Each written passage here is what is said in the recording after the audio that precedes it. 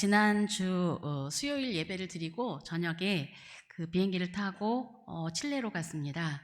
칠레에 가서 거기 남미 연합신학교에 그 신학생들 한 35명, 40명 가량 되는 신학생들과 또 선교사님들 모여서 함께 모인 자리에서 집중된 신학 코스 강의를 하는 겨울학기를 진행하는 2주간의 진행 가운데서 제가 한 파트를 맡아서 강의를 하고 왔습니다. 저는 그 일정이 사실은 이제 저희 교회에 오기 전에 이미 거의 한 6개월도 훨씬 넘은, 그러니까 작년 한 6월 정도에 이미 예정된 일정이었습니다. 그런데 그때 저에게 주어진 과목 이름이 성서적 교회론이었어요. 근데 제가 사실은 이제 학교에서 조직신학을 가르치기 때문에 교회론, 기독론, 창조론 이런 다양한 실제로 학생들이 좀 어려워하는 이론 강의를 많이 합니다. 그런데 거기서 준 그 강의 제목이 성서적 교회, 처음에 이렇게 줘서 제가 다시 확인을 했습니다. 이 과목은 성서적 교회라는 과목은 제가 하는 과목이 아닌 것 같다.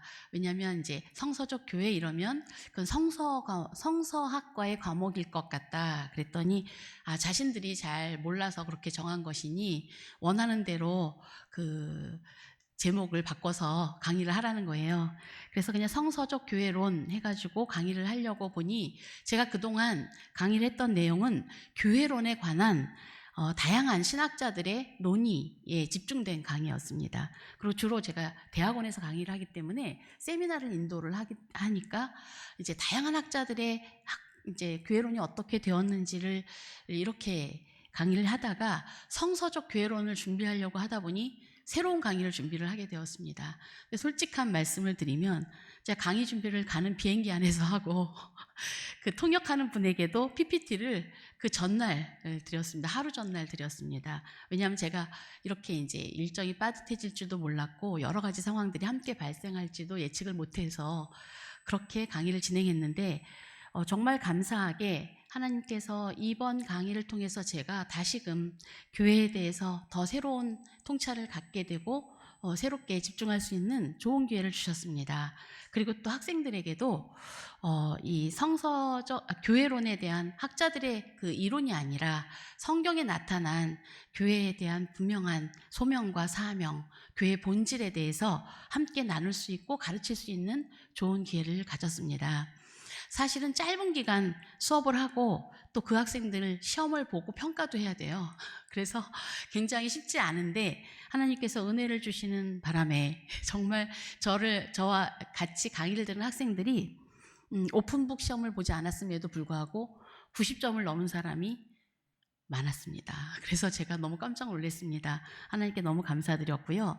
그리고 그 남미신학교 강의를 통해서 이번에 제가 하나님의 큰 은혜를 많이 누렸다는 사실을 여러분에게 말씀드리고 싶습니다. 그리고 또 사실 그 수업을 아침 8시부터 저녁 10시까지 엄청나죠? 아침에 이제 잠깐 중간에 쉬면서 2번 강의하고 점심 먹고 잠깐 쉬고 또 2번 강의를 하고 저녁 먹고 잠깐 쉬고 또 2번 강의를 합니다. 그러니까 강의를 하루에 그렇게 이제 6시간, 이틀 진행하면 12시간, 3일 진행하면 이제 18시간 돼서 한 학기 강의를 3, 4일 동안 다 마치고 시험까지 보는 그런 일정이었습니다. 학생들도 쉽지 않고 저도 쉽지 않은 시간인데 다행히 정말 은혜로 하나님이 도움을 주셨다라고 생각하는 게 제가 너무 건강하게 저도 놀랄 만큼 건강한 시간으로 하나님이 채워주셨고 또 제가 시간이 한 딱 정반대예요. 12시간 차이가 납니다. 그러니까 저희가 시차를 고민할 게 하나도 없는 게 거기에 12시면 여기 밤 12시 이렇게 딱 완전히 정반대인데 그래서 제가 덕분에 토요일날 밤 10시에 저희 교회 주일 아침 10시 예배를 온라인으로 함께 참여했습니다. 그래서 지난주 은혜로운 말씀 같이 함께 했고요. 그래서 참 하나님 앞에 감사했습니다. 여러분들 기도해 주셔서 너무 감사하고요. 저는 그냥 인사말로 제가 건강히 다녀왔습니다가 아니라 여러분 보시는 대로 진짜 건강해 보이지 않습니까? 네, 진짜 건강하게 은혜롭게 그리고 평안하게 잘 다녀왔고, 또 하나님이 새로운 것들을 많이 보여주셔서 그런 것들은 또한 나중에 점차 함께 나누도록 그렇게 하겠습니다. 그리고 또 교회에서 저에게 예비를 보태주셔서 제가 그곳에 계신 선교사님 한 분에게 또 선교비를 조금이라도 후원할 수 있게 돼서 그것도 참 감사합니다. 네, 여러분께 감사드리고요. 정말 기도가 헛된 것이 아니고 꼭 실전으로 효력이 있다라는 사실을 몸소 느끼고 누리고 그렇게 돌아왔습니다. 감사합니다.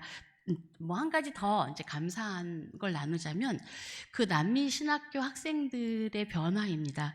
제가 한 코로나 팬데믹 바로 직전에 그 아르헨티나 쪽으로 가서 그때는 강의를 했던 적이 있었는데요.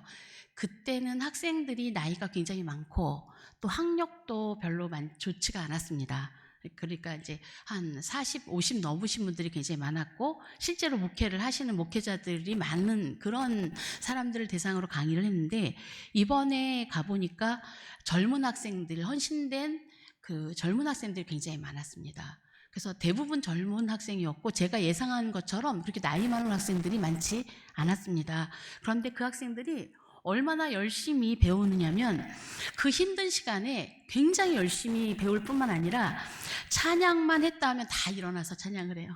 거의 찬양이 시작하면 앉아있지 않습니다. 다 일어납니다. 그리고 박수도 치고 또 뭐 아프리카 사람처럼 하진 않지만 굉장히 열심으로 하나님을 찬양합니다. 그래서 그 모습만 보고도 정말 제가 새로운 힘이 얻어지고 하나님을 찬양하는 큰 은혜를 같이 누렸습니다. 학생들의 그 은혜로운 모습, 또 열심, 하나님에 대한 열심, 그 배우려고 열심히 배우고 하나님의 질 탐구해서 또 좋은 사역자가 되고자 하는 그런 헌신을 보면서 제가 잘 다녀왔다, 힘들지만 사실 비행기 타는 시간만 딱 꼬박 이틀이에요. 그러니까 중간에 대기하는 시간 빼고 갈 때는 이제 그러니까 비행기가 이제 그 저항에 따라서 갈 때는 23시간이 걸렸고요. 그러니까 이제 제가 아틀란타 가서 갈아타고 내려갔는데 올 때는 25시간 이렇게 걸렸습니다. 그래서 마지막에 이제 아틀란타에서 이제 서울로 오는 시간에는 15시간 30분을 앉아 있었어요. 비행기에 15시간 30분을 지냈는데 그래서 쉽지 않은 이제 비행이긴 한데 그런데도 이렇게 건강한 모습입니다. 감사드리고요. 네, 이 참 여행이라는 것이 힘들지만 그래도 낯설고 매력적이지 않습니까? 왜냐하면 뭔가 기대가 되고 또 새로운 것들이 펼쳐지기 때문에 그렇죠. 사실 여행의 장점은 낯선 것이 주는 새로운 지평들이 열린다는 것일 것입니다. 물론 사실 한 가지 아쉬운 점은 사실 여행에서 음식은 되게 중요하지 않습니까? 그렇죠? 근데 제가 칠레에 가서는 전혀 새로울 것이 없는 음식을 먹었습니다. 첫날 갔더니 기쁜 마음으로 그쪽에서 된장찌개를 주시고요. 그 다음 날에는 아주 의기양양하게 이건 아주 힘들게 구한 삼겹살이라고 그러면서 김치찌개와 함께 내왔습니다. 근데 이런 일은 제가 한두 번 겪는 건 아닙니다. 몇년 전에도 저희 그 작은 아버지께서 LA에 계셨는데 몇 년 만에 오랜만에 찾아갔더니 한국 잔치집을 펼쳐 놓으셨더라고요. 잡채와 불고기를 해 놓으셨습니다. 그리고 너무 기뻐하시면서 떡도 있다 이러면서 식사 후에 떡도 내오셨습니다. 뭐 이상하죠. 항상 가면 이런 일이 벌어집니다. 한때는 제가 지금 올케가 된 그 선교사가 도미니카에 있었는데 도미니카에 갔더니 언니 맛있는 걸 끓여줄게. 라면을 끓여줬습니다. 귀한 라면을 대접했는데요. 어찌나 오래 아껴뒀던지 맛이 이상했어요. 살짝 봤더니 거의 유통기한이 다 된 라면을 아끼다가 저를 끓여준 겁니다. 그걸 다 먹기도 괴롭고 안 먹기도 괴롭고 참 힘들었습니다. 어쩌면 지금 이 온라인으로 접속해서 볼 수도 있습니다. 마음이 괴롭지만 아무튼 이런 일은 제가 여러 번 겪습니다. 그래서 하도 낯설 것은 없지만 칠레라는 곳이 특별한 음식이 있는 곳은 아니더라고요. 그러니까 이제 포도가 많다고 포도주가 이제 성행하는 것 외에 뭐 특별한 것은 없는 그런 곳에서, 그런데 거기에서 제가 느낀 것 중에 하나는 모든 것이 반대인 줄은 이미 알았지만 이 말은 굉장히 낯설었습니다. 그곳에 작년에 간 선교사가 이런 얘기를 해요. 집을 얻었는데 여기는 모든 게 반대라 햇빛이 잘 들어오는 북향을 얻었대요. 깜짝 놀랐습니다. 북향이라니. 아, 그렇구나. 여기가 우리랑 완전히 남반부구나. 우리는 북반구에 살으니까 남향을 얻는데 얘네는 햇빛이 잘 들도록 북향을 얻었다는 거예요.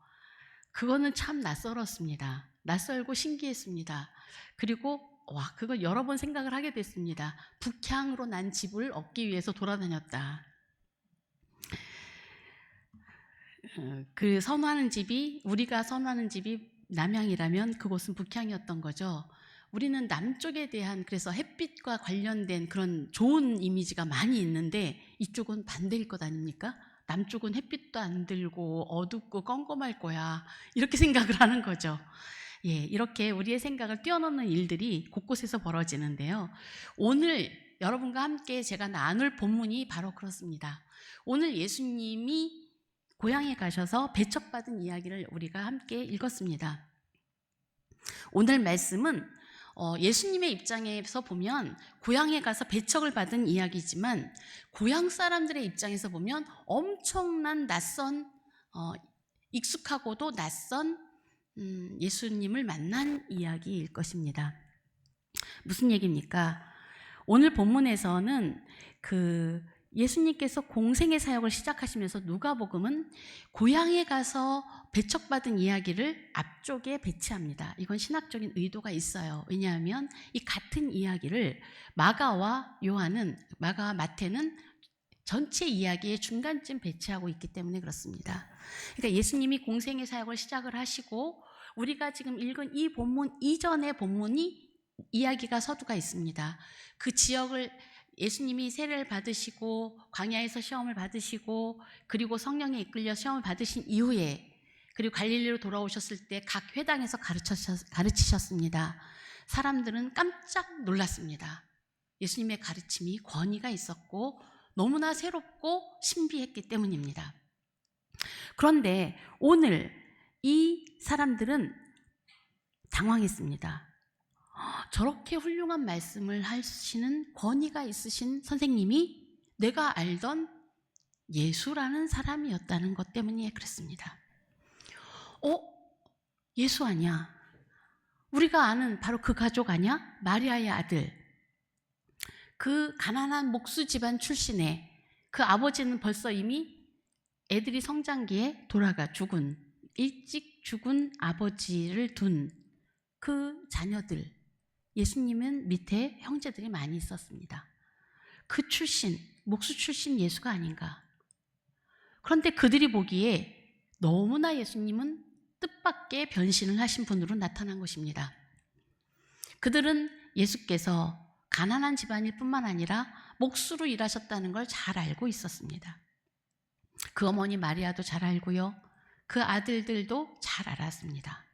그 아버지도 물론 잘 알았겠죠. 배움이 그리 많지 않았다는 사실을 분명히 알고 있는데 아주 이사야서의 말씀을 읽고 능숙하게 낭독할 뿐만 아니라 그 말씀이 실현되었다고 말하면서 자신이 바로 그라고 메시아라고 주장하고 있는 분을 만난 것입니다. 한마디로 예수님의 말씀의 은혜가 놀라운 건 사실이지만 그들이 만난 그 예수님은 그들로서는 도저히 인정할 수 없는 당황스러운 낯선 존재일 뿐입니다. 너무나 잘 아는 그분이 너무나 다른 모습으로 나타난 거죠. 그런데 예수님은 그들의 놀라움을 잠재워 주거나 그들의 그 충격, 낯섦을 잠재워 주기는커녕 오히려 분노를 일으킵니다. 예언자 엘리야, 엘리사의 일화를 소개하면서 이스라엘 사람들이 결코 구원의 대상이 아니라 그들이 사람도 아니라고 여기는 이방인들이 구원을 받을 것이라고 선포하시는 것입니다. 이 말씀을 듣자 그들은 낯설고 새로운 것이 아니라 불편한 정도가 아니라 불쾌했습니다. 그리고 분노했습니다. 구원은 오직 아브라함의 자손들이 독점해야 하는 것이고 하나님의 은혜는 그들에게 집중되어야만 마땅한 것이 그들에게 익숙했기 때문입니다. 예수님께서는 이해할 수 없는 말씀을 그리고 받아들일 수 없는 낯선 복음을 외치셨습니다. 회당에 모인 사람들은 너무나 화가 나고 격노했고 심지어 얼마나 화가 났는지 예수님을 끌고 가서 회당에서 끌어내서 그 성 밖으로 데리고 나가서 그 산 곳에 가서 떨어뜨려 죽이기까지 하고 살인 미수를 한 거죠. 죽이려고까지 한 것이죠. 배척받을 뿐만 아니라 목숨이 위태로운 지경이었습니다. 이들의 반응은 편견을 자신들의 생각과 익숙함을 깨는 사람, 자기의 생각을 벗어난 사람들에 대한 반응, 분노하고 죽이고 싶어 하기까지 불쾌하고 불편한 그 반응입니다. 그런데 이들이 그렇게 반응한 예수님은 다른 회당에서는 칭찬을 받고 높임을 받으면서 그분의 이야기가 자자하게 지금 소문으로 들어오고 있는 중이었습니다. 놀라운 기적도 행하셨고 놀라운 말씀을 전하시는 훌륭한 그런 분으로 칭찬받고 있었습니다. 앞절에서는 그 내용들이 쭉 써 있었습니다. 예수께서는 권위 있는 선생님이셨기 때문에 그렇습니다. 그 시대의 어떤 랍비도 갖지 못한 권위였습니다. 왜냐하면 랍비들은 어떤 사람들이냐면 말씀을 해석하는 사람들이었습니다. 랍비들은 말씀을 읽고 이 말씀의 뜻이 무엇이다 라고 풀어주는 사람들이었다면 예수님은 이 말씀을 그대로 행하시는 분이셨습니다. 또한 이 말씀이 증언되도록 그 말씀을 확증할 수 있는 그러한 표적이 나타난 분이었습니다. 그래서 그분은 권위 있는 선생님이셨습니다. 삶으로 말씀이 증언되는 분이었습니다. 놀라운 표적이 나타난 거죠. 갈릴리 사람들은 자신이 알던 예수님을 받아들일 수가 없었습니다. 이 모습은 역시 우리의 모습과 같지 않습니까? 우리도 이와 같지 않을까요? 하나님의 사람 메시아에 대한 편견, 그 고정관념, 자신들이 자기가 알고 있던 모든 것을 깨뜨리는 저분이 메시아일 리는 없다. 내가 다 알고 그 집안을 뻔히 다 아는데 저 가난한 집안에서 목수의 아들이 랍비나 훌륭한 선생님이나 메시아일 리는 더더욱 있을 수 없다. 그런 일은 있어서는 안 된다. 라고 확고히 믿은 것입니다. 그렇게 훌륭한 놀라운 하나님의 사람일 리가 없다라고 믿어버린 것입니다. 사실 이러한 편견과 고정관념은 우리의 것이기도 합니다. 하나님의 위대한 일들은 저 어딘가 멀리서 일어날 거야. 우리 가운데 일어날 리가 없어. 늘 기도하지만 실제로 우리 가운데 그러한 일이 일어났을 때 그것을 하나님의 일로 받아들이는 것은 쉬운 일이 아닙니다. 제가 아는 분이 연합 집회를 갔다고 합니다. 너무너무 교회에서 시달려서 힘들어서 교회를 떠나야 되나 말아야 되나 하는 고민을 가지고 자기네 교인들이 꼴이 보기 싫어서 교인들이 모이지 않는 다른 교회 연합 집회를 참석을 했다고 합니다. 갔더니 정말 예상치 않은 은혜가 쏟아졌습니다. 너무너무 은혜를 받고 매일매일 울면서 회개도 하고 은혜를 받았습니다. 그래서 마지막 날에 하나님 앞에 이렇게 기도했다고 합니다. 하나님, 여기는 이렇게 은혜가 많은데 왜 우리 교회는 그 모양입니까? 정말 안타깝고 답답합니다. 하나님, 이게 도대체 무슨 일입니까? 왜냐하면 이제 교회를 돌아가야 되잖아요. 집회가 마지막 날이니까 마음이 괴로웠습니다. 근데 하나님이 음성을 주셨어요. 뭐라고 주셨는지 아십니까? 제 친구여서 이름을 부르면서 그냥 밝혀보겠습니다. 영이었습니다. 친구 이름이 영인데, 영이야, 저 사람들은 서로 모르는 사람들이야. 머리를 한 대 맞은 것 같았다고 합니다. 이게 무슨 말씀인가? 이 안에서 자기가 그렇게 은혜를 받고 이 안에 있는 사람들이 그렇게 은혜스럽고 다 같이 은혜를 받는 이 사람들은 서로를 모른다는 겁니다.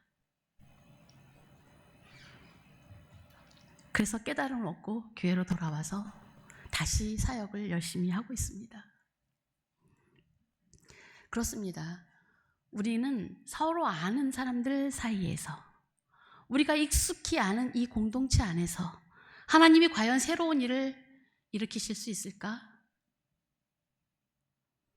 이 안에서 하나님이 우리에게 그렇게 놀랍고 신기하고 은혜로운 하나님의 일들이 펼쳐지는 것을 보게 하실 수 있을까?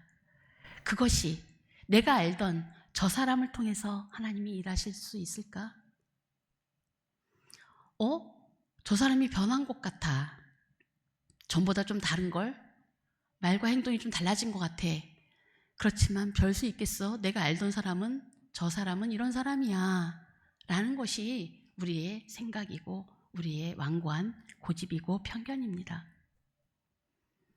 날마다 하나님의 은혜를 우리 가운데 내려달라고 기도하면서도 실제로 하나님이 어떤 사람을 사용해서 하나님의 일을 펼치시면 우리는 그 사람이 어떤 사람인지, 내가 알고 있던 그 사람에 대한 평가를 벗어나지 못하는 우리 자신의 한계를 드러냅니다. 갈릴리 사람들과 마찬가지인 거죠. 나사렛 고향의 사람들은 예수님을 도저히 받아들일 수 없었는데 저는 그분들이 그렇게 잘못한 것 같지가 않습니다. 물론 죽이기까지 하려고 한 건 너무했다고 하지만, 그러나 그들은 참으로 예수님을 쉽게 받아들이기는 어려웠을 것입니다. 사람의 생각과 편견이 그런 것입니다. 편견이란 무엇인가? 라는 책이 있습니다. 혹시 읽어보셨나요? 정의란 무엇인가를 쓴 마이클 샌델의 아들 아담 샌델이라는 사람이 쓴 책인데요. 마이클 샌델의 그 인기에 힘입어 아담 샌델의 책도 꽤 널리 알려진 것으로 알고 있습니다. 그런데 이 제목, 책 제목 편견이란 무엇인가? 라는 책 제목의 뒷제목은 이렇습니다. 진리는 편견에서 얼마나 멀리 있는가? 이 책은 이 아담 세무엘은 편견이란 아무도 비켜갈 수 없는 것이고 때로 편견이 나쁜 역할만 하는 것은 아니다라는 걸 강력하게 변호하고 있는 책입니다. 그런데 거기서 이런 말이 나옵니다. 가장 큰 편견, 사람들에게 있는 가장 큰 편견이 무엇인 줄 아십니까? 맞히시면 500원이 아니라 제가 도저히 칠레에서 새로운 것이 없어서 할 수 없다. 칠레에서 만든 것 같은 초콜릿을 하나 사왔거든요. 식후에 나눠 드시라고 하나 더 드릴 수 있습니다. 가장 큰 편견은 무엇일까요? 우리가 갖고 있는 가장 큰 편견. 그건 이건입니다. 편견이란 내가 가진 게 아니라 당신이 가진 것이다 라는 것입니다. 나는 편견이 없는데 편견은 네가 갖고 있는 거지. 그 편견입니다. 그렇습니다. 이 편견이란 무엇인가라는 책은 세상에 누구도 한 사람도 편견을 비켜갈 사람은 없다. 아무도 편견에서 자유로울 사람은 없다는 것입니다. 그래서 진리에 이르기 위해서는 우리 자신이 편견이 있는 사람이라는 사실을 인정하고 그 편견에서부터 출발하는 것이 맞다라고 하는 것입니다. 굉장히 맞는 말 아닙니까? 내 자신이 편견이 있다는 사실만 인정하더라도 우리는 편견에서 많은 부분 나아갈 수 있는 시작을 하는 거죠. 그렇습니다. 사실 이 편견 때문에 하나님을 일을 하는 사람들은 많은 경우 굉장한 어려움들을 겪기 마련입니다. 특별히 오늘 본문의 예수님은 고향에서의 배척을 마땅하게 받으셨습니다. 그래, 그럴 수 있어. 선지자가 고향에서 높임을 받지 못하는 건 마땅한 일이지. 그럼에도 불구하고 그것을 깨고 나오기만 한다면 그들에게는 진리가 바로 곁에 있었습니다. 예수님의 제자들은 모두 다 대부분 다 갈릴리 사람 출신이었습니다. 예수님을 내 뒤에 오시는 이가 나보다 크니라고 했던 그 사람은 예수님의 친척이었습니다. 그것도 친척 동생, 6개월 후에 태어난 동생을 하나님의 사람으로 받들 수 있었습니다. 그래서 우리가 편견에 갇혀서 있기 때문에 모든 것을 할 수 없는 사람이 되는 것은 아닙니다. 당연히 마땅히 하나님의 일들은 하나님께서 그것들을 깰 수 있는 용기, 벗어날 수 있는 그런 마음을 가진 사람들을 통하여 이루시고 있는 것이죠. 하나님의 일은 바로 우리 가운데, 우리 안에서 일어납니다. 우리의 익숙함을 깨고 우리의 편견을 깨고 그래서 너무나 낯선 방법으로 나타나시기도 하는 것입니다. 하나님은 우리가 결코 익숙해질 수 있는 분이 아니십니다. 오늘 본문에서 우리가 본문이 아니라 오늘 본문을 받침하는 다양한 구약 성경이 있습니다. 그 중에 시편은 우리가 함께 교동문으로 읽었습니다. 시편의 저자는 자신이 하나님으로부터 모태로부터 하나님의 선택을 받았다. 그런데 자신이 지금 너무나 큰 고난을 당하고 있다. 그래서 오직 소명을 내가 감당하기 위해서 하나님만을 의지한다라고 부르짖는 시편이었습니다. 오늘의 본문에 함께 쓰여지는 본문은 에레미야서입니다. 에레미야는 태중에서 택함을 받았어요. 하나님이 그를 태중에서 택함을 받아서 내가 내 말을 내 입에 두었다라는 말씀을 들었습니다. 그 선지자는 하나님의 소명의 부르심을 받아서 자신의 말씀 전하는 사명을 감당하는데 그 사명을 감당하는 것이 어찌나 고통스러운지 에레미야 선지자의 이름은 눈물의 선지자입니다. 그는 자신의 백성들에게 하나님의 말씀을 전했지만 백성들은 자신의 말을 듣기 싫어하고 또 배척하고 심지어 에레미야를 고통 중에 몰아넣고 죽이고 싶어 했습니다. 심지어 에레미야는 얼마나 슬퍼하며 얼마나 하나님의 말씀을 전하는 일을 힘들게 감당했으면 에레미야 애가라는 슬픔의 노래를 지을 정도의 그런 슬픔을 감당하였습니다. 그는 심지어 다시는 여호와의 이름으로 말하지 않겠다라는 결심을 했습니다. 자신의 동족들이 자기를 배척하고 미워하는 것만이 아니라 너무나 그 동료들에게 큰 상처를 받은 에레미야는 결코 입을 열어 하나님의 말씀을 전하지 않겠다고 하는 결심까지 했지만 그의 중심에서 불붙는 하나님의 말씀이 그 사명을 놓을 수 없게 했고 그의 심정에서 불붙는 하나님의 말씀은 하나님의 말씀만이 아니라 이스라엘 백성들을 향한 하나님의 사랑이기도 했기에 그는 울면서 그 사명을 감당했습니다. 제가 오늘 설교 말씀을 사명과 사랑이라는 말씀을 넣었습니다. 왜 사랑이냐면 오늘 이 말씀을 함께 받침하는 서신서는 고린도전서 13장이기 때문에 그렇습니다. 고린도전서 13장은 우리가 잘 알기에 사랑장이라고 말합니다. 아름다운 사랑의 송가로 찬양으로도 부르기도 하죠.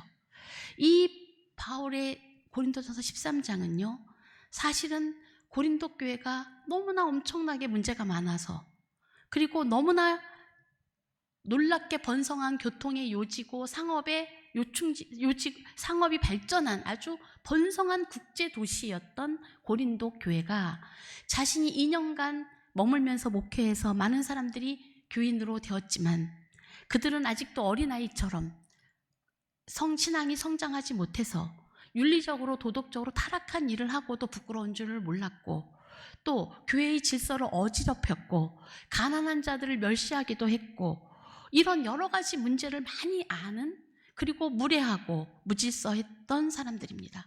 그곳에 왜 그렇게 무례하고 무질서했느냐? 그곳에 하나님의 큰 말씀의 은혜가 있었고 사람들은 큰 은사를 받았고 사람들이 그곳에서 큰 능력과 그 하나님의 놀라움을 많이 경험했기 때문에 그렇습니다.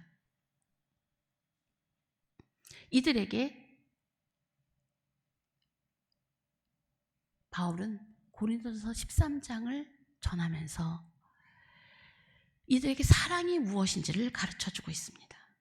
사실은 바울이 고린도 13장에 말한 사랑은 그들의 행동을 하나하나 책망하는 말이기도 했습니다. 그런데요, 바울이 이들을 책망할 때 이 말씀 하나하나는 다 자신이 하나님 앞에서 겪었고 경험했고 체험했던 뼈에 절절히 맺혔던 교훈입니다. 바울이 어떤 사람이었습니까? 바울은 자신의 사명을 그렇게 사랑으로 감당하고 있었습니다. 울리는 꽹과리가 되어지는 놀라운 능력, 진리를 향한 놀라운 사랑, 진리를 향한 그 추구, 그 하나만으로는 아무것도 되지 않는 것을 몸소 겪은 사람입니다. 그가 사도행전 9장에 사울에 대해서 이렇게 표현합니다. 사울은 여전히 주의 제자들을 위협하면서 살기를 띠고 있었다. 왜요? 그는 기세등등해서 대제사장에게 가서 다메섹에 있는 여러 회당으로 보내는 편지를 써달라고 해서 그 편지를 가지고 그 도를 믿는 사람은 남자나 여자나 가리지 않고 닥치는 대로 묶어서 예루살렘으로 끌고 오려는 것이었다. 이것이 표준 세번역의 번역입니다. 그런데 이 표현이 조금 더 정확합니다. 정확하다기보다 조금 우리에게 잘 다가와요. 사울이 주의 제자들에 대해서 여전히 위협과 살기가 등등하여. 사울은 자신이 믿는 하나님의 법을 위협하는 자들에 대해서 적대심을 넘어서 죽이고자 하는 살기를 가졌습니다. 실제로 스데반이 죽을 때 마땅하다고 여겼고 그 죽음에 가세했습니다. 주의 제자들을 죽이는 일에 그 스데반을 시작으로 이제는 다메섹, 자기 고향까지 다 가서 샅샅이 잡아들여 죽여야겠다고 생각한 것이죠. 자신이 옳다고 믿을 때 분노하고 심지어 죽음을 불사하는 살기를 품는 것이 세상에서 말하는 진리에 대한 사랑일 수 있습니다. 이것은 자기를 중심으로 한 의로움입니다. 이러한 진리는 이러한 진리에 대한 사랑, 이러한 진리에 대한 충성은 사람을 죽이는 일을 하게 됩니다. 사람을 죽이는 일입니다. 만약에 우리가 어떤 일을 옳다고 하더라도 사람을 죽이는 일이라면 그것은 다시 한번 돌아봐야 합니다. 이것이 과연 하나님께서 원하시는 일인지를 봐야 하는 것입니다. 자신을 반대하거나 자신이 믿는 바를 반대하는 자들은 적이고 위험한 자들이라고 낙인 찍고 이들에 대해서 응징을 가하는 것이 진리를 수호하는 열심이라고 믿었던 사울이었습니다. 바울이었습니다. 그리고 이 열심, 내가 이것을 위해서 그렇게 모든 것을 감수하고 사랑까지 심지어 죽일 수 있는 이 열심은 내가 하나님을 얼마나 사랑하는지를 보여주시는 것이다. 내가 하나님을 정말 사랑한다는 걸 증명하는 것이다 라고 믿었던 사울입니다. 그런 사울에게 주님은 나타나셨습니다. 사도행전에 바울에게 주위에 빛이 둘렀다고 했습니다. 분명히 하늘에서 내려온 빛이라서 이 음성은 하늘의 음성인 게 맞습니다. 그런데 그 빛이 바울에게 이렇게 말합니다. 네가 왜 나를 박해하느냐? 너는 하나님을 위해서 사람들을 죽일 결심까지 하고 있는데 하나님을 내가 박해하다니. 그래서 사울은 이렇게 물어봅니다. 주여, 누구십니까? 이게 무슨 말입니까? 내가 이제껏 섬기는 하나님, 내가 알던 율법에서 익숙하게 알던 그 하나님이 아니었던 거예요.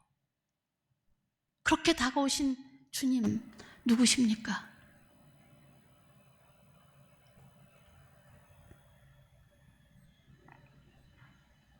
바울은 자신이 섬기던 하나님의 낯선 음성을 듣습니다. 그러자 나는 내가 박해하는 예수다. 하나님은 이렇게 말씀하시잖아요. 나는 네가 섬기는 이스라엘의 하나님이다. 이 익숙한 말이 너무 낯선 말로 다가옵니다. 나는 네가 박해하는 예수다. 하늘에서 들려온 하나님의 음성이었습니다. 그가 주님이라니, 그가 하나님이라니. 그 빛을 본 이후 바울은 눈이 멀었습니다. 아무것도 보이지 않았습니다. 그런데 나는 네가 박해하는 예수다 라고 다가오신 그 낯선 하나님은 바울의 마음의 깊은 진심을 알아주셨습니다. 바울을 사랑으로 감싸주셨습니다. 그를 정죄하지 않으셨습니다. 새로운 사명으로 불러주시고 새로운 계명, 사랑의 법으로 살게 하셨습니다. 부활하신 주님은 바울의 삶의 방향과 목적을 완전히 새롭게 해주셨습니다.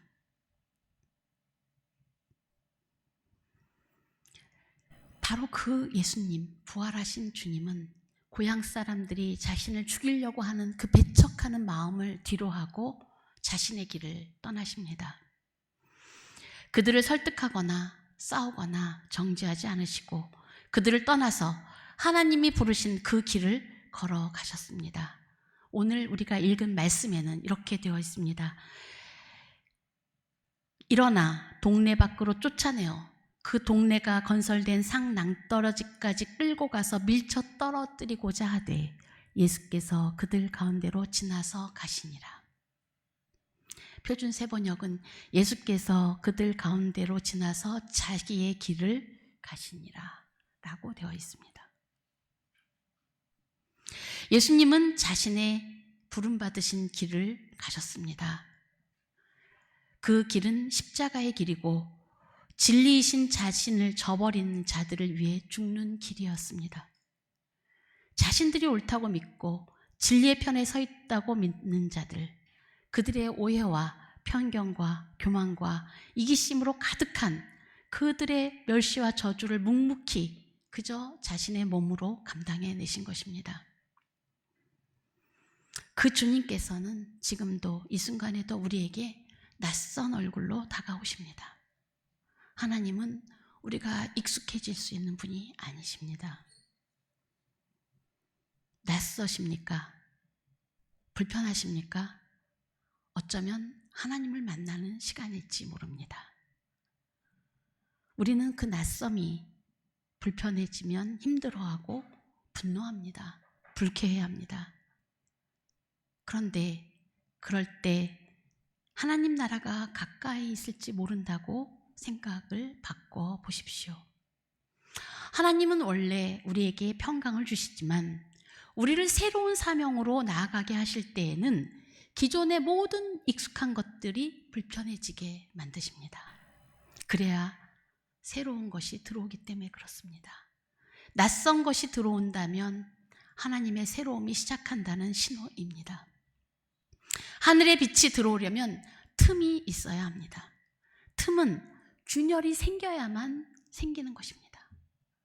틈은 갈라져야 생기는 것입니다. 단단하다면 깨어져야만 틈이 벌어지는 것입니다. 하나님의 부르심을 받은 자들, 그리고 그 부르심에 응답한 자들은 사명으로 살아가는 자들을 말합니다. 하나님을 위한 사명을 우리는 다 받았습니다. 그러나 복음과 하나님 나라를 위한 사명을 위해 살아간다는 것은 굉장히 어렵고도 쉽지 않은 길입니다. 왜냐하면 불편한 진리 때문에 분노하는 사람들을 만나게 됩니다. 때로는 위험해지기도 하고 곤란해지기도 하는 것입니다. 사명을 잘 감당하는 것은 쉽지는 않습니다. 애쓰면서 감당해도, 죽기까지 수고해도, 또 때로는 모든 재산을 다 바치고 사울처럼 모든 시간을 다 써서 자신의 열심을 낸다고 해도 화를 내고 분노하며 하나님의 사명을 감당할 수 있는 것은 아닙니다. 호련히 자신의 길을 가신 주님처럼 그렇게 사명을 감당하는 것입니다. 주님의 방법 외에는 하나님의 나라가 임하지는 않습니다. 사랑이 없이는 하나님 나라는 없습니다. 사랑이 없이는 주님의 나라가 임하지 않습니다. 그래서 사명은 사랑으로 감당하는 것입니다. 사명은 애쓰고 힘쓰는 것이지만 우리의 기질과 우리의 판단과 우리의 편견과 우리의 생각을 꺾고 뛰어넘는 그 하나님의 사랑 안에서 감당하는 것입니다. 모든 것을 다 메워주는 주님의 사랑, 하나님의 그 충만하신 사랑 안에서만 사명이 가능한 것입니다. 우리의 사명은 사랑하는 일이기 때문에 그렇습니다. 주님께서 우리에게 주신 계명은 서로 사랑하라는 것이기 때문에 그렇습니다. 하나님의 부르심을 받은 우리 새사람교회 교우 여러분, 이제 우리는 사명자의 삶을 살아갑시다. 주님이 내신 길을 따라서 사랑의 길을 따라갑시다. 내게 주신 사명을 감당하는 것이 내 인생 최고의 행복입니다. 그 사명 안에서 우리는 죽고 살 것입니다. 사랑으로 사명을 감당합시다. 사랑은 우리의 사랑이 아니라 하나님의 사랑입니다. 고린도전서 13장에 말한 것처럼 오래 참고 온유한 사랑, 교만하지 않고 이기적이지 않고 자기 유익을 찾지 않고 불의를 기뻐하지 않는 사랑, 진리와 함께 기뻐하고 모든 것을 믿고 참고 바라는 주님의 그 사랑으로 사명을 감당하시는 새사람교회 교우 여러분 되시기를 축복합니다. 새롭게 다가오시면서 우리의 생각과 예측을 훌쩍 뛰어넘으시는 낯섦으로 다가오시는 그 주님을 기대합시다. 맞아들이십시다. 그렇게 설렘 가득한 2025년에 새로운 축복을 받는 새사람교회 교우 되시기를 축복합니다. 기도하시겠습니다.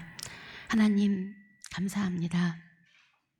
날마다 익숙한 것에 편한 것에 길들어 있는 저희에게 새로움과 낯섦으로 다가오시는 것을 감사드립니다. 하나님, 우리에게 새로운 사명 부어주신 것 감사드립니다. 이제는 우리가 낯선 주님을 맞아들이는 그러한 주님의 사람들 되게 하여 주시옵소서. 주님과 함께 사랑의 길을 걷게 하여 주시옵소서. 사랑으로 사명을 감당하게 하여 주시옵소서. 우리를 그렇게 새로운 길로 불러주신, 우리를 사랑해 주시는 예수님의 이름으로 기도합니다. 아멘. 같이 찬양. 잠깐만.